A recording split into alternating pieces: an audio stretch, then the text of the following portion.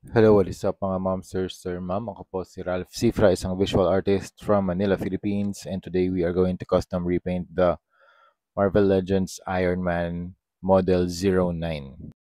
Alright, first step is to apply Boston number 1 in 1 flat clear as our primer.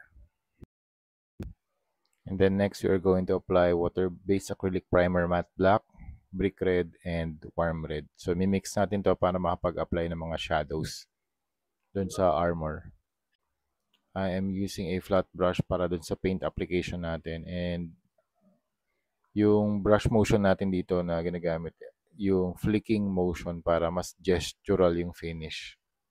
Kita talaga yung mga brush strokes. Alright, next, dun sa previous mixture, mag-add tayo ng white para mas maging lighter yung color or yung shade. Yung first pass ko dito medyo kulang sa white, so nag-add pa ako para mas maging pink yung shade na i-apply natin. Okay, next step, we are going to apply more white para mas maging lighter pa yung shade. So, ganun lang yung technique. Mag-apply lang tayo ng mga layers and layers of paint dun sa armor panels niya.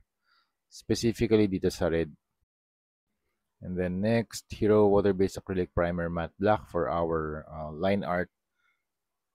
I'm going to use a finer brush here. So, yung ginagawa nating comic book style ng lines sa paper, ina-apply ko lang dito sa 3D na action figure.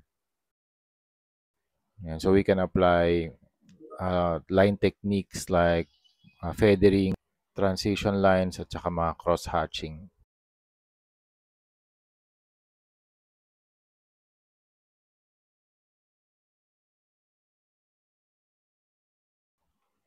We can also use pilot twin marker para sa mas finer na lines.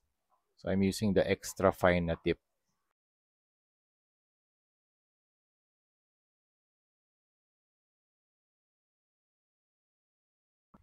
And then yung last step, mag-spray tayo ulit ng number 1 in 1 flat clear para naman sa top coat, para maprotektahan yung paint job na ginawa natin.